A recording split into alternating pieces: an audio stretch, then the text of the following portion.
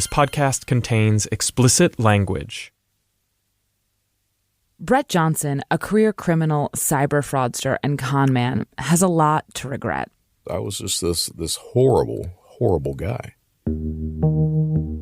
Over more than a decade, Brett scammed people in person. On the side of a road with these buckets, give to the needy, abused children, signs like that, collecting money. He scammed people online. Pick up a black Sharpie, go home and start signing Sammy Sosa and Mark McGwire's signatures to these baseballs.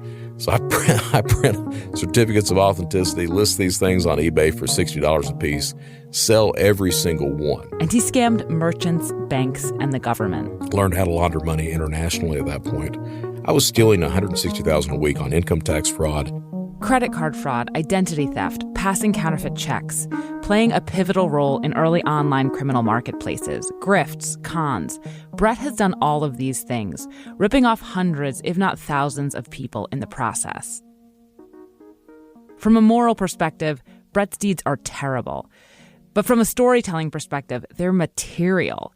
His criminal exploits make for a rollicking yarn that has the arc of a movie like Catch Me If You Can, sequences from a heist film, a protagonist straight out of an antihero drama, and a happy ending. Maybe. And when we first started reporting on Brett, that's what we were intrigued by, how good his story was, as entertainment. But as we dug in, Brett's story became significantly less fun. Not because we discovered Brett was lying to us, but because people are complicated, and so are stories.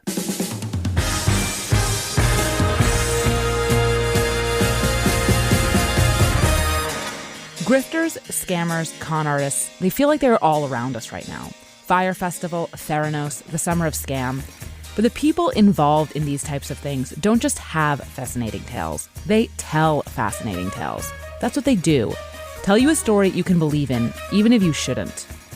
Brett Johnson was one of the first wave of criminals to figure out how the internet could be exploited for financial gain.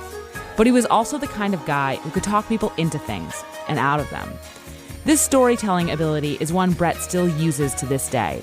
In fact, it's his job now. Brett is a legal person operating on the right side of the law as a speaker and a consultant, advising businesses on how to protect themselves from cyber criminals like him. In today's episode, we're going to deconstruct Brett's story. First, by letting you enjoy it, and then by taking it apart to see how it works. This is Decodering, a show about cracking cultural mysteries. I'm Willa Paskin. Every month we take a cultural question, habit, or idea, crack it open, and try to figure out what it means and why it matters. Today, how do you tell a good grifter story?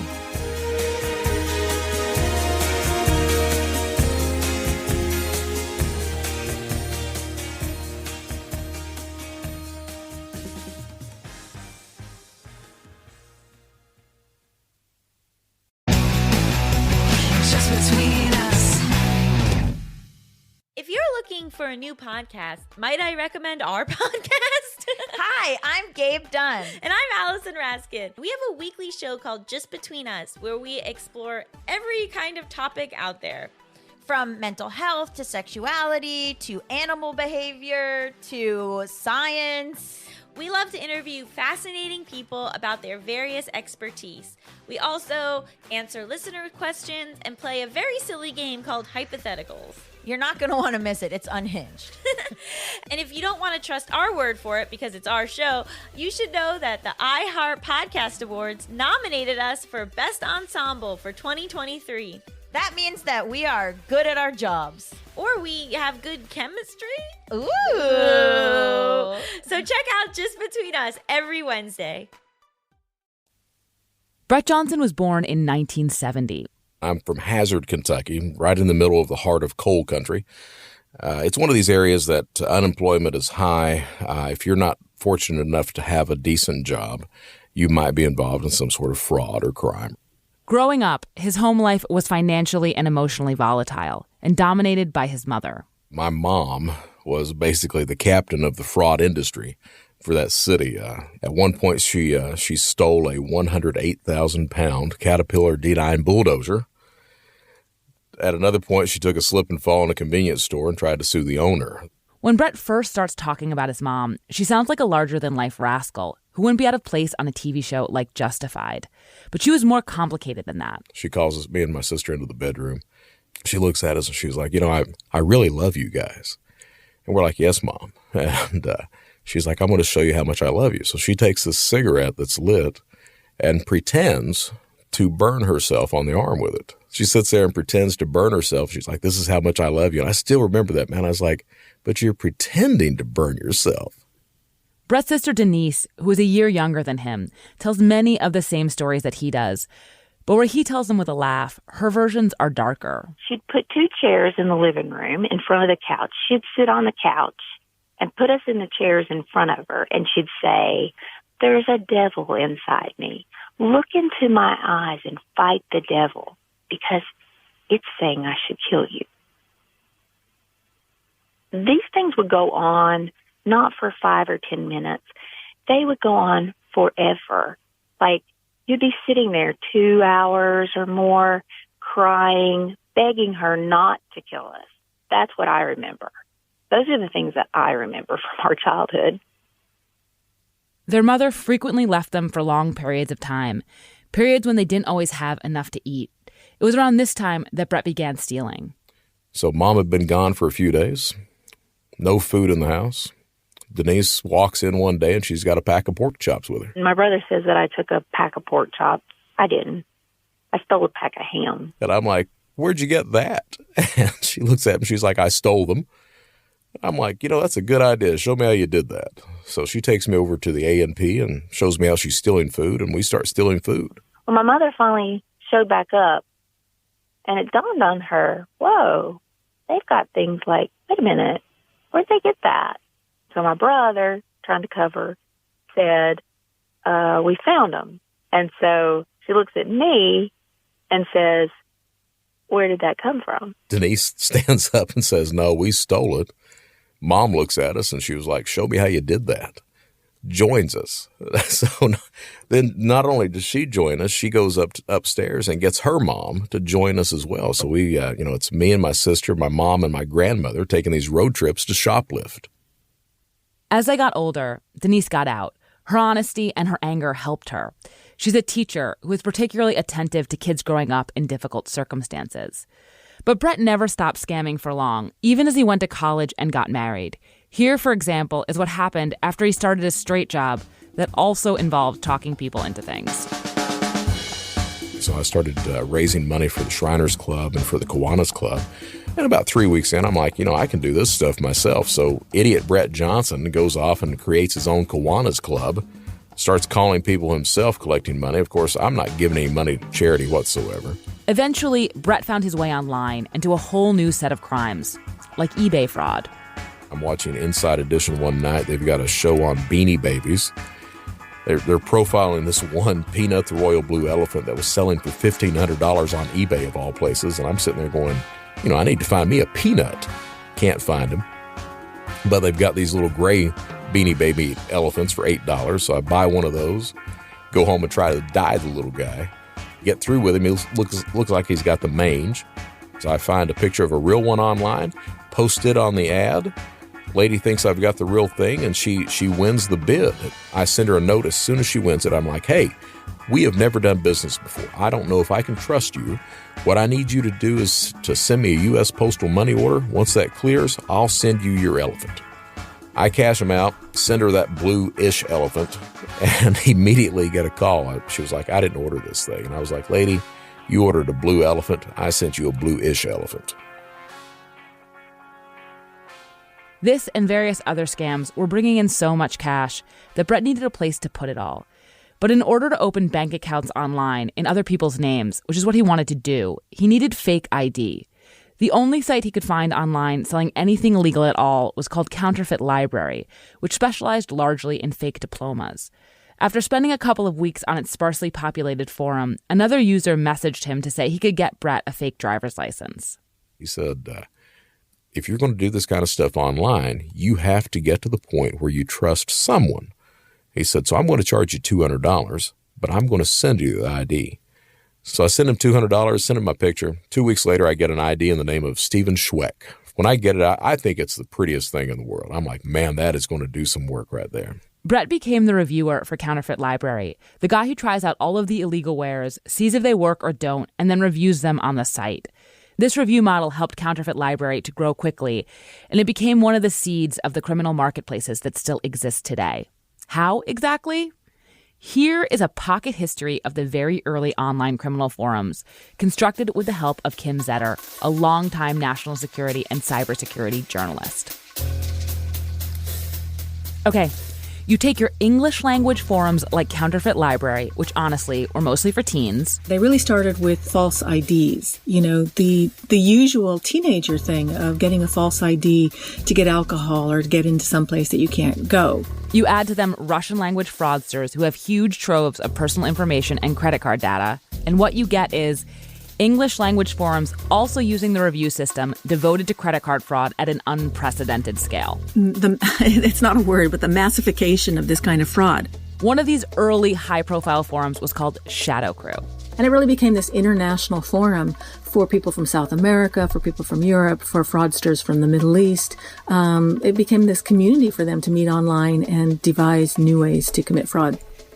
Brett was a high-level administrator and manager on Shadow Crew. To this day, his affiliation with Shadow Crew is what he is most known for in the cybercrime world. Shadow Crew facilitated the scamming of huge amounts of money. At first, those scams involved using stolen credit card numbers online. But the scammers had PIN numbers too. And that meant that if they could figure out how to properly encode a credit card, they could get money straight from ATMs. Once we find out that exploit, we were making $30,000 to $40,000 per day per person. So much money was being stolen that law enforcement began paying close attention to Shadow Crew.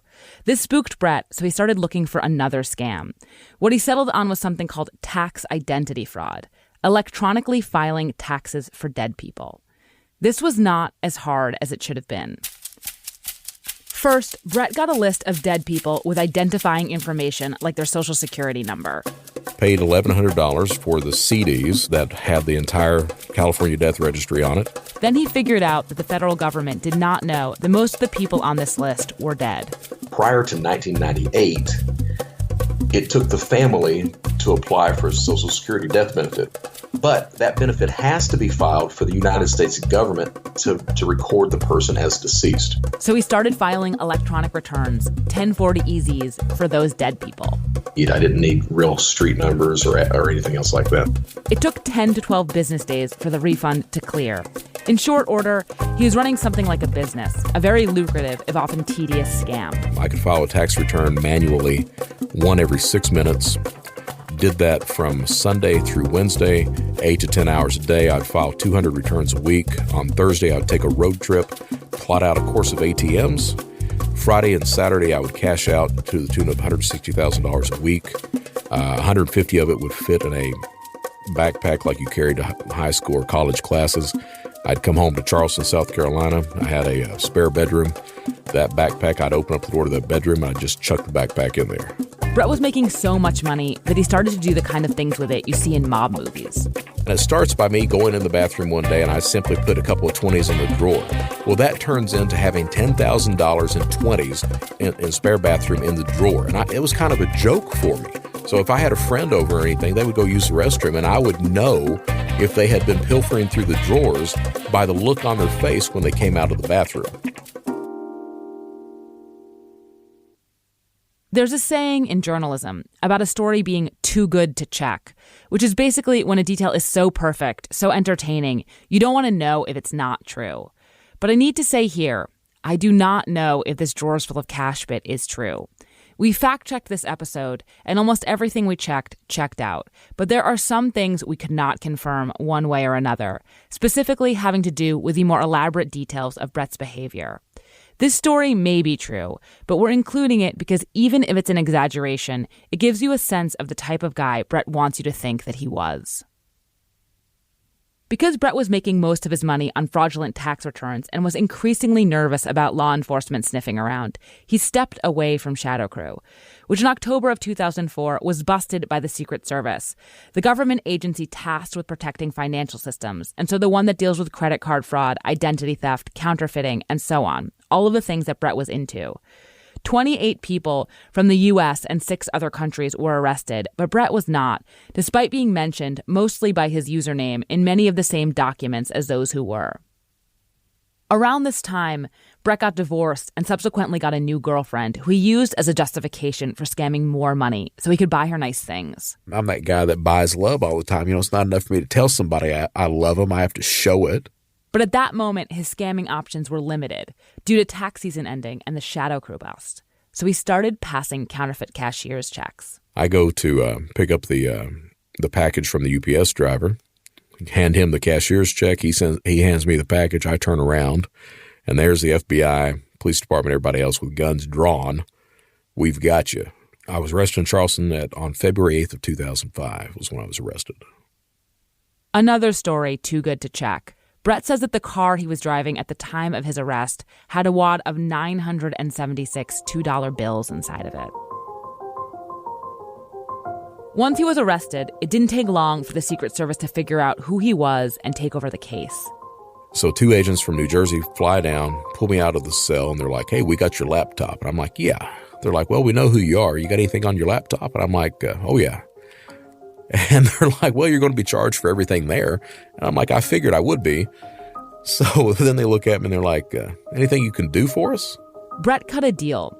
They agreed to let him out on a reduced bond if he went to work for them as a paid confidential informant, helping them infiltrate online criminal marketplaces, which was not an entirely uncommon offer to cyber criminals at this time.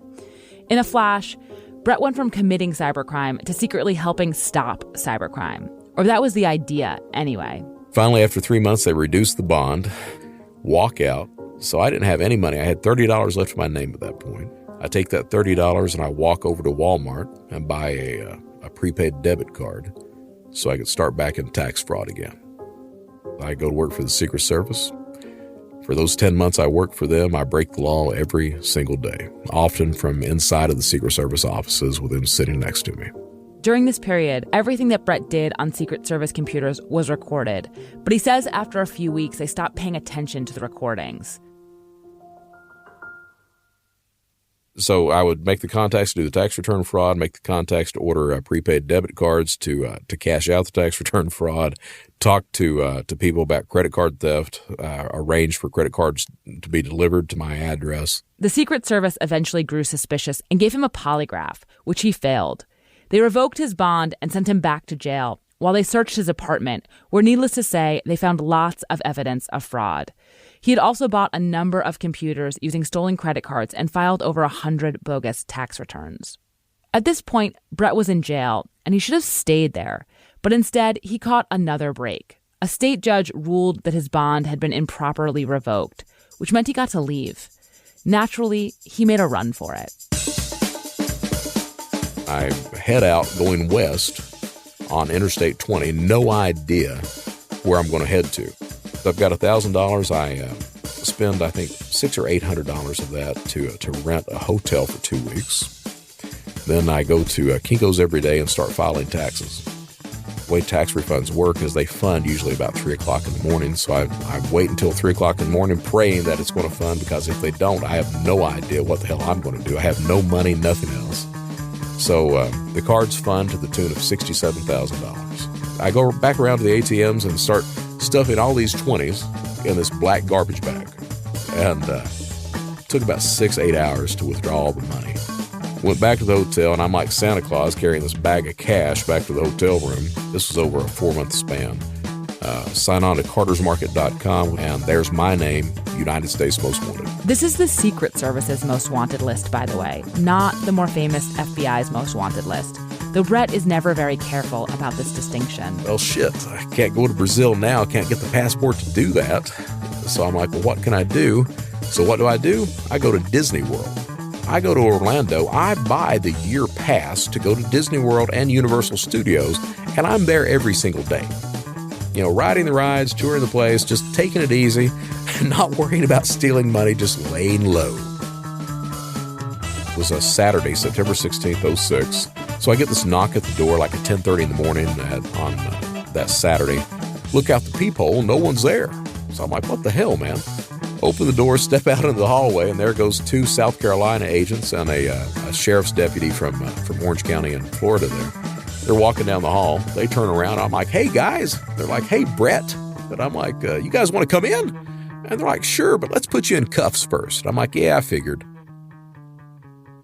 Some details that stand out to me from the tail end of this escapade, and this information comes from law enforcement records, is that at the time of his arrest, Brett had $230,000 in total assets on him, which included $150,000 in cash and a $22,000 DVD collection. You would think that having a life story that resembles a heist movie or an anti-hero drama, as this Disney World interlude does, would only work in your favor. Not only are we culturally conditioned to have empathy for the leading men in these kinds of fictions, we're culturally conditioned to lose ourselves in their plot, to be entertained. And Brett has benefited from his life story's crazy twists and turns.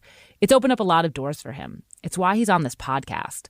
But the entertainment value of Brett's life also gives everything he says a kind of fictional quality. It makes it feel like what he's saying can't quite be real, can't quite be how things really happened. And to a certain extent, they're not how things happened. Not because Brett is a liar, but because his default storytelling mode is one of folksy humor, where everything that's happened to him is presented comedically. Even stories about his childhood and his scams and his time in prison. Even stories about him being isolated and on the run and hopped up on toxic amounts of ego. But Brett's story, it's not a comedy. And so we're going to pause the story for a bit, with Brett having just been arrested in Orlando, and go back and look at some of the stuff the fun version of his story skipped over. It's time to reboot your credit card with Apple Card. You work hard for your money, so you should be able to spend it on the things you actually want. With Apple Card, you can kiss fees goodbye. There aren't and never will be any annual foreign transaction late or over the limit fees. Not even hidden ones. Apply now in the Wallet app on iPhone and start using it right away. Subject to credit approval. Late or missed payments will result in additional interest accumulating toward your balance.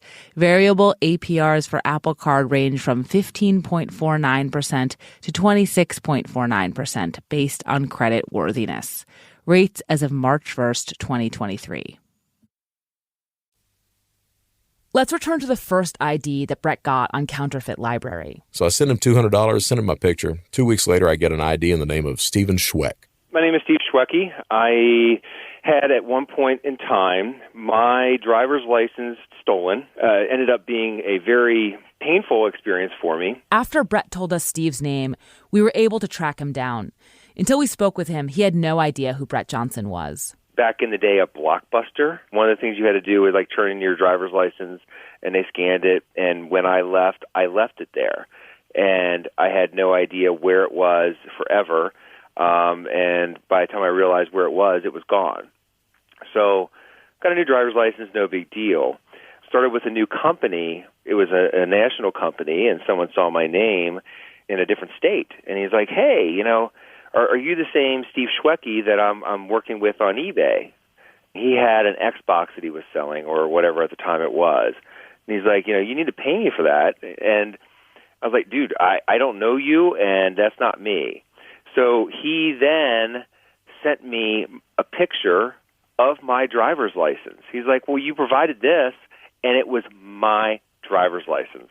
The rest of Steve's story plays out in the typical way for identity theft, as a huge, grueling hassle. It put my name on the watch list.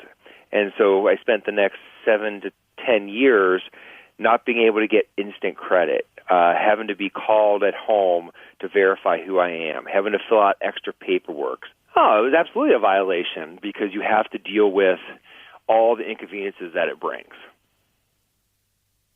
Identity theft and credit card fraud are occasionally referred to as victimless crimes. The idea is that in most instances, the person whose identity has been stolen does not end up footing the bill because credit card companies, merchants, and banks end up paying.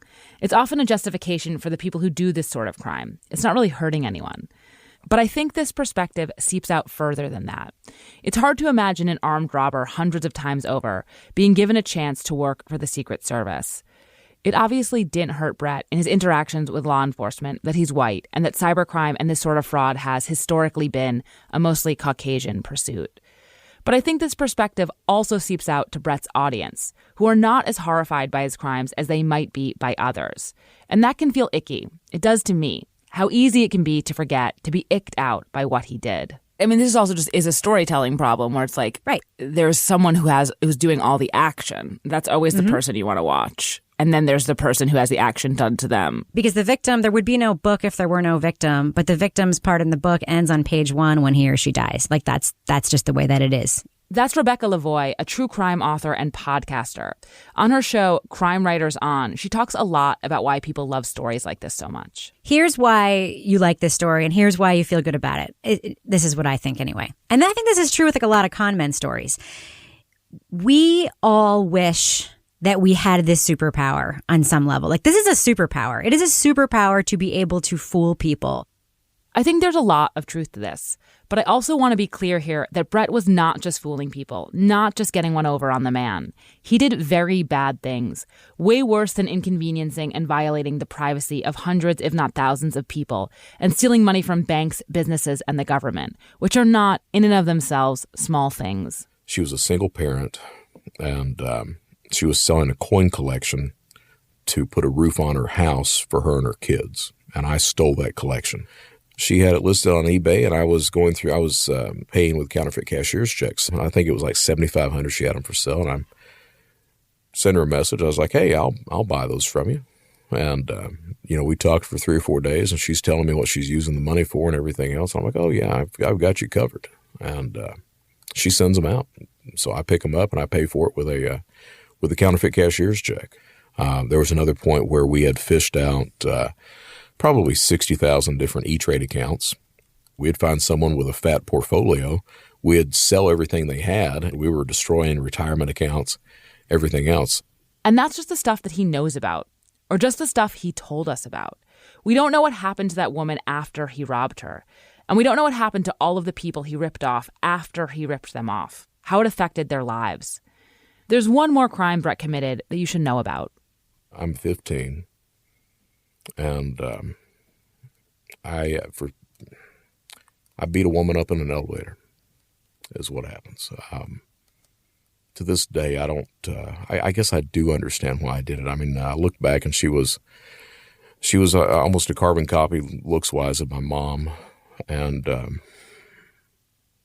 I guess that I didn't have any tools to cope with what was going on, and I attacked this woman. So I spent 6 months in juvenile detention at that point. Geez, I still don't understand why I did that. That's bothered me all my life. Really don't understand why I did that thing. When Brett told this to us, it was about 20 minutes into our first conversation, and it was unexpected. In retrospect, while he was talking, 2 things were going on in my mind at once. One, my perception of him was changing into someone worse, someone capable of this kind of violence, but also someone who was way more fucked up. But the second thing that was going on while he was talking was that I was surprised, in a good way, that he was being so open, that he wasn't just telling us the same stories he tells at conferences and on his blog. I was glad, for the purposes of our story, that he was being so vulnerable. Because when you're telling this kind of story, whether like Brett, you're telling it about yourself, or you're us, telling an audience about him, you want people to hear this kind of remorse. It's part of what makes this larger story, and every story about a reformed criminal, work. The evidence of change. I'm not saying that I think Brett was being coldly calculating when he told us this, but I do think he wants to be open about his guilt and his shame, because if he's not, how else will we know that his guilt and his shame are there? I thought about this story and his decision to share it with us a lot. It's not something we would have come across in our research. So I asked him about it the next time that we spoke. You know, the elevator story, which you told us, I cannot figure out why you told us that story. You know, I told you that story, and it's been this process of me wanting to I've just wanted to get it out. So, first person I told it to this last, I don't know, it was like 4 or 5 months ago. I was sitting there and I was like, if they're going to do something, if they're going to know who Brett Johnson is, then by God, they're going to know everything. And so that's why I told her, why I told you guys is your Slate magazine. And I'm like, by God, if you're going to know Brett Johnson, you're going to know everything. So I just don't think that it's worth hiding anymore. Just get it out if and let the chips fall where they may. What I've noticed as we've played these clips for people is that not everybody reacts to how Brett sounds here in the same way. Some people find this mode, when he seems extremely distraught, to be persuasive, but other people really do not. Everyone seems to have their own line when he slips over from sounding appropriately emotional into narcissism. Which is maybe why, despite the 2 most recent clips, Brett tends to tell his stories with humor. He doesn't have to. His sister, for example, tells a lot of the same stories in a different, darker tone. But comedy is a way to shield everyone, himself, but also his audience, from the unvarnished awfulness of what he's done. Engaging with all that darkness, it's no fun for anyone. If I didn't laugh about it, if I couldn't find some sort of weird, odd, just black humor about it, I really don't think that I could cope with it at all. I think back at the people that I didn't even know that I hurt, without coming at it from an angle of trying to find some humor of coming at it that way. I don't know if I could do that.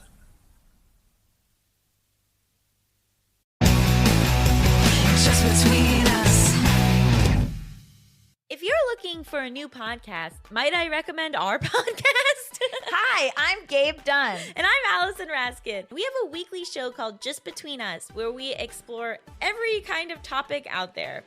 From mental health to sexuality to animal behavior to science. We love to interview fascinating people about their various expertise. We also answer listener questions and play a very silly game called Hypotheticals. You're not going to want to miss it. It's unhinged. And if you don't want to trust our word for it because it's our show, you should know that the iHeart Podcast Awards nominated us for Best Ensemble for 2023. That means that we are good at our jobs. Or we have good chemistry. Ooh.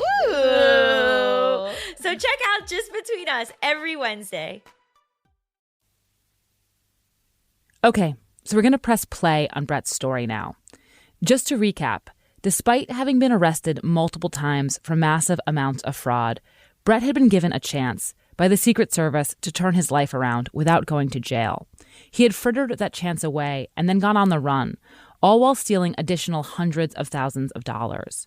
At the time of his rearrest then, in 2006 in Orlando, he seems pathologically incapable of accepting responsibility or making any kind of real change, and he can't or won't stop stealing.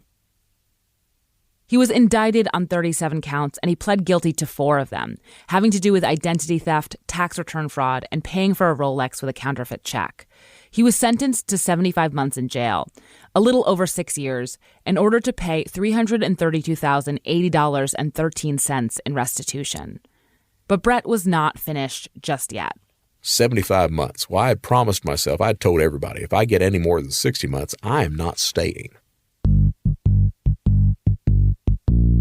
Looked at the guard and I'm like, hey man, are there any jobs outside of the fence? Brett joins the landscaping crew. Then he gets an accomplice to drop off a package for him.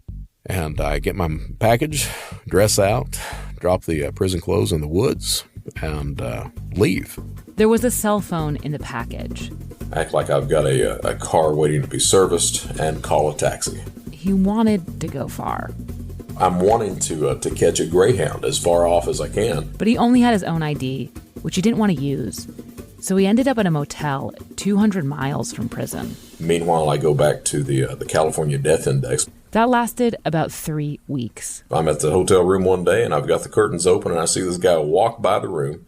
He walks by, stops, turns around, looks at me, and then he points at the door like, now. And so I open the door, and he was like, Brett Johnson. And I'm like, yeah. He was like, U.S. Marshals, you're under arrest. And I'm like, I figured. Brett was taken back to jail. While he was awaiting resentencing, his sister came to visit him. She had disowned me. After I escape and get caught, Lise gets in the car and drives that 7 hours to come see her dumbass brother for a 10-minute visit to tell me she loves me. I didn't really have anybody at that point. So when she came back, it was, I've got to I've got to do something. I've got to change, think what's going on. The judge gave Brett an additional 15 months in prison, but he did something else too. You see, at the time of his rearrest in Orlando, Brett learned that the one way to get time off his sentence was to have a drug problem. So he had faked a drug problem, going so far as to write a long, handwritten sob story, blaming his problems on this phony addiction. Yes, I went right back to my cocaine addiction. Why? Many reasons, all my own fault. It boiled down to it was easier to do that than face the tragedy my life had quickly become. So I found escape the only place I knew, at the bottom of a bottle and the end of a line. And the judge, looking over Brett's records, saw all this evidence and ordered him into a drug treatment program.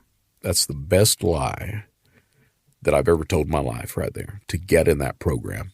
Turns out it wasn't about drug abuse whatsoever. You're in this special unit for 9 months, and 24/7, it's nothing but getting you to understand that your thoughts determine your feelings determine your actions, and take responsibility for who you are and what you've done. And over time, it got to the point where Brett Johnson had to face his demons and mistakes and everything else, and they really helped me with that. Brett's time in jail, more generally, seemed to finally change something for him, to work not just as punishment, but as rehabilitation. It took about 2.5 years out there at Big Spring for me to get to the point of realizing that I didn't break the law because of family or wife. I broke it because I chose to break it. Brett got out in 2011. The conditions of his parole meant that he was not allowed to touch a computer for 3 years, which made it hard for him to find work. Got to the point I was trying to apply for fast food. Well, no, that's a computer. You can't do that. Okay, well, what about a waiter's position? No, that's a computer and credit cards. Idiot. Can't do that either. So I couldn't get a job. Brett says he bummed money from his dad and sister for a while. He had a roommate who covered most of the rent. Everyone in prison had kept telling him, once he got out, to get something that he really cared about. So he got a cat, and despite being truly, at this point, the opposite of a catch, he had a friend set up an online dating profile for him. A woman responded, and they made a plan to meet. 10 minutes into the conversation, literally 10 minutes in, she looks over at me and she was like, what's the worst thing you've ever done? And I'm like, well, I just got out of federal prison. And I'm like, no, really? Really, what's the worst thing you've ever done? He said, I really spent 5.5 years in federal prison. I'm like, no, I'm serious. I'm not kidding. Really? And he said, I really did. And at that point, I just sat there and said, oh, okay. That's her. Her name is Michelle Johnson. It was the most unusual first date I've ever had. We sat there and talked for several hours. He told me everything that had happened. And, he sat there and he said, I really like you. I'd like to see you again. He said, I generally tell everybody that I first meet about myself. So that way you can make a decision for yourself as to whether or not you want to, continue knowing me or not. He said, I would like to see you. But he said, I'm going to leave it up to you. I was so impressed by his honesty and just being very, just laying it out there. No pity, no self, no sob story, no, poor, woe is me. It was just very matter of fact. This is what I did. This is the price I paid for it. This is, what I'm doing now. And I felt that if somebody could be that open and honest on a first date, then I was definitely intrigued to get to know him better. I just want to point out here that Michelle is saying the thing that drew her to Brett was the way he told her his story. Matter-of-factly, with no self-pity, presumably with some humor. And telling her that story, it was a risk. I mean, that's a lot for a first date. But it's a risk with a lot of upside, potentially. Because confessing to how shifty you are, it makes you seem less shifty. Telling people the awful truth about yourself, it makes you seem less awful. And all of that isn't just true on a first date. So Michelle and Brett got together. And eventually, they told her kids and her parents about Brett's history, and they accepted it. Brett moved in. He had finally managed to get a job mowing lawns. But I was happy, man. I mean, Michelle was there. I was doing something. And what happened is when it gets cold, you can't mow the grass. So the job ends, and so I'm sitting there going, Michelle's all one working. I gotta do something, man. I gotta show her that I'm. I got to show her that I'm worth it. So I'm like, at least I can bring food in the damn house. So I get credit cards and stolen credit cards, and start ordering food. And then the boys needed clothes, so I can save her the money on clothes. So I start ordering clothes for the boys. I did become suspicious, but he did say, well, no, this is from my dad. This is my dad helping us out. And in my heart, I really wanted to believe him. It wasn't until we were getting ready to go up to Birmingham for my mom's birthday, and I get a phone call on my way home from work, and it's a police officer. And he said that they had arrested Brett. And I asked what for, and he had said for, carding. And I was just absolutely stunned. I said, no, not Brett. No, he wouldn't do that. It was a very, very dark time. And I had a lot of people telling me that I should cut him loose and turn around and walk away. But I couldn't do that because I knew Brett. I knew the person that he is. I mean, I'm a Christian, and I believe that you're supposed to forgive people for their mistakes. I felt that he could still be a productive, good member of society and I know it in his heart, he is a good man. I find Michelle's faith in Brett moving. She trusts herself, and she trusts him, and she trusts in second chances. She makes it all seem simple. Hard, but simple. Her belief in him feels like it's to his credit. And that means that as heartfelt as she is, she's also doing something so many women have done in stories of criminal rehabilitation before her. She's providing the protagonist with the love of a good woman, her decency acting as a kind of proof of his own.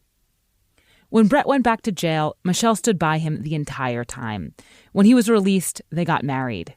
Speaking with Michelle underscored to me that Brett is not the only person in this story whose life really depends on whether or not he can stay clean.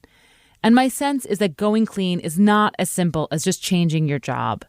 In some regards, stopping grifting is similar to recovering from drug abuse or gambling addiction, because it's not about money. It's about the high, the ego boost of getting over on someone, on something. This is why Brett getting addiction treatment seems so important to me.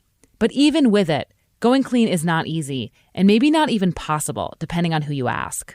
Out of the people that I encountered in multiple years of work on con artists, I've never met one who's actually gone clean, including ones who've had multiple opportunities to do so. That's Maria Konnikova, a psychologist and staff writer at The New Yorker, who has written 2 books about con men, including The Confidence Game, Why We Fall For It Every Time.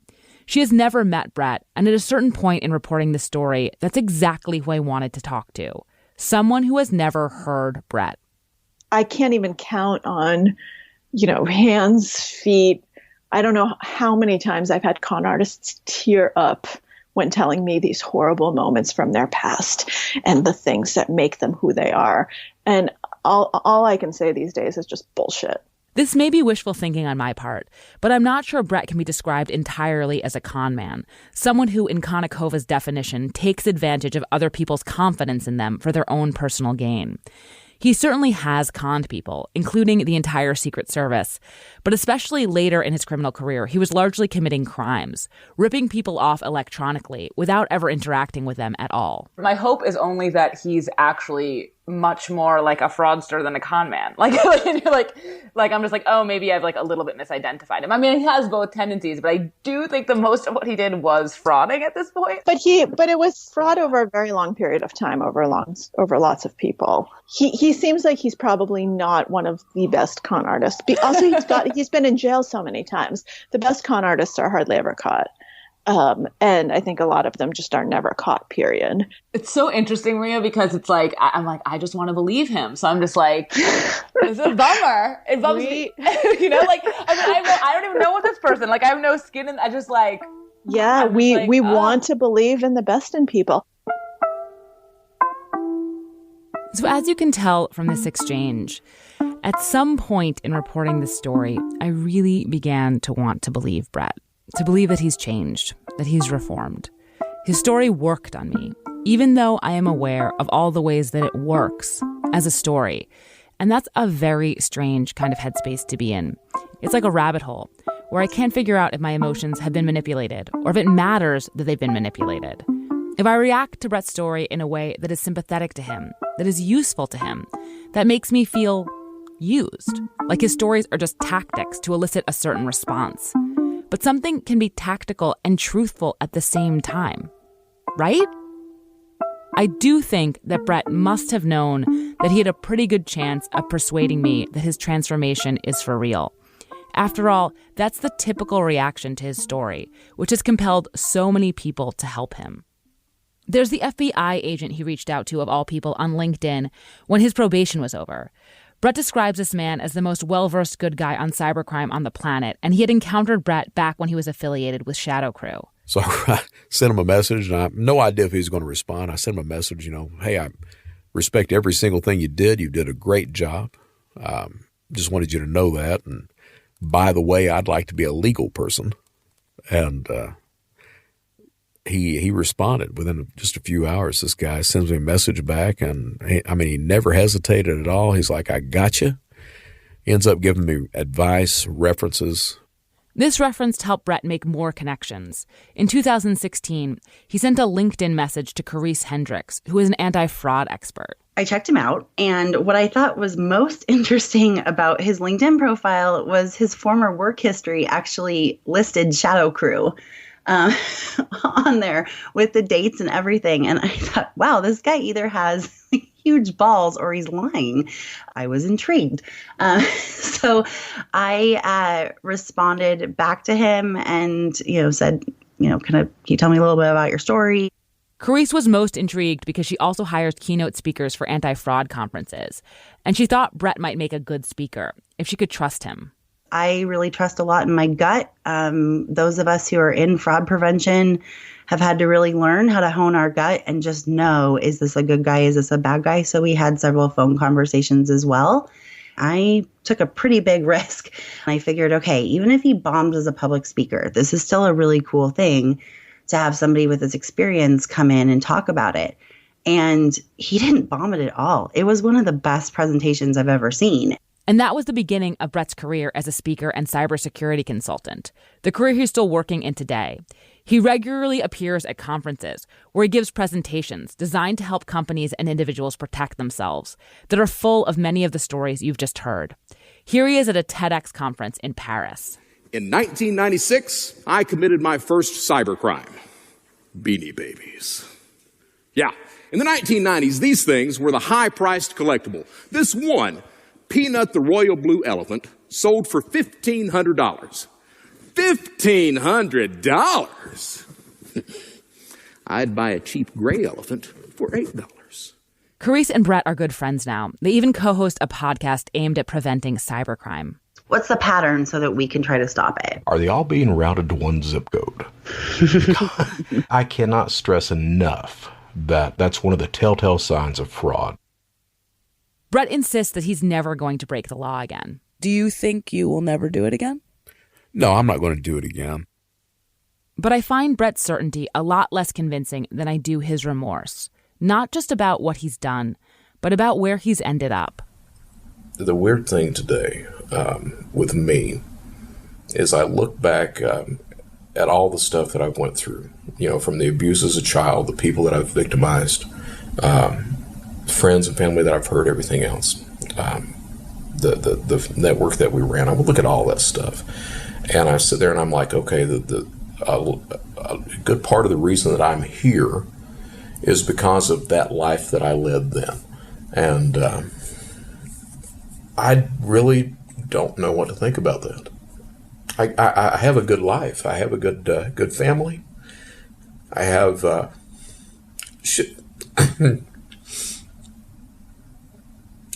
I have friends, real friends, for the first time in 30-some years.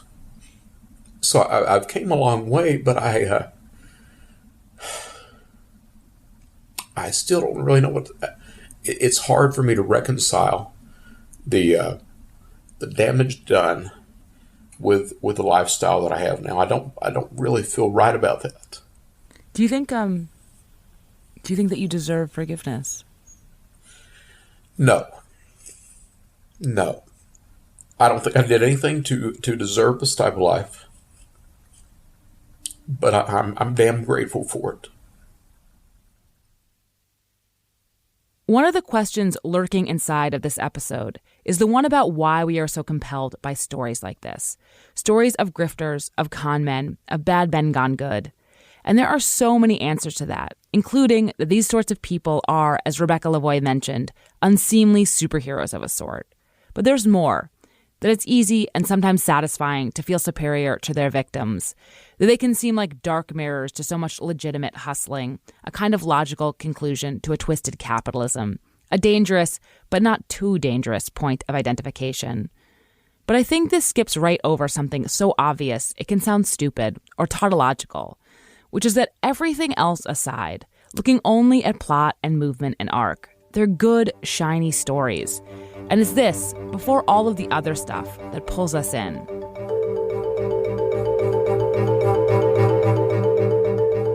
There's a funny thing about stories, about how if you tell them in the right way, they can do all of this work for you. They can make all of this change, even though they can't change what already happened. If a person convincingly talks about taking responsibility for their actions, for not blaming others, we in turn blame them less.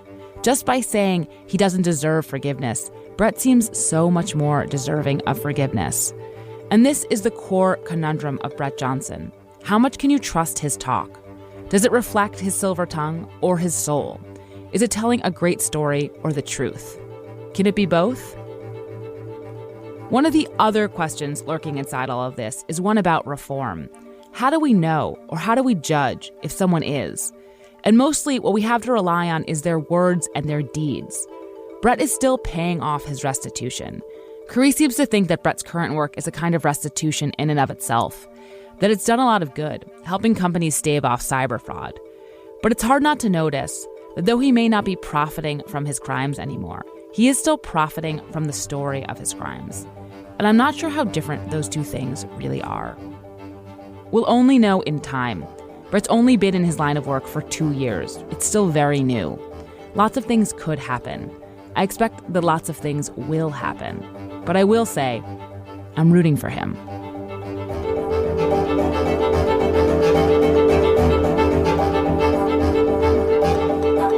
This is Decoder Ring. I'm Willa Paskin. You can find me on Twitter at Willa Paskin.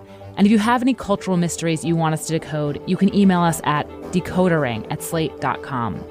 If you haven't yet, subscribe and rate our feed in Apple Podcasts or wherever you get your podcasts. And even better, tell your friends. This podcast was produced and edited by Benjamin Frisch, who also does illustrations for every episode. Thanks to June Thomas, Gabriel Roth, Doug Shadell, Tom Zeller, Neil O'Farrell, Cleo Levine, and Megan Kallstrom. Thanks for listening, and we'll see you next month.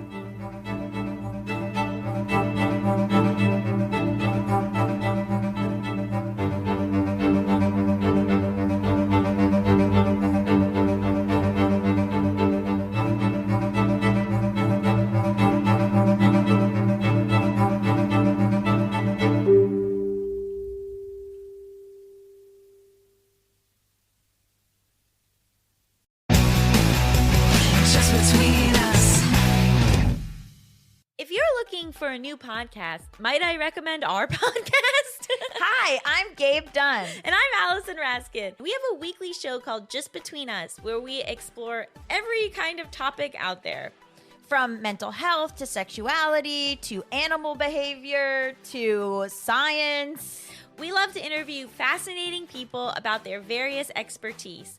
We also answer listener questions and play a very silly game called Hypotheticals. You're not going to want to miss it. It's unhinged.